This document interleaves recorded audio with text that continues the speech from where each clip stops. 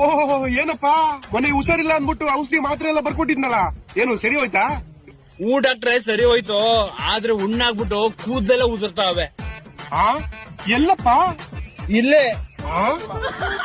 ಇಲ್ಲ. ಅಯ್ಯೋ ಡಾಕ್ಟ್ರೆ, ನಾನು ಹೇಳಿದ್ದು ಇಲ್ಲಿ.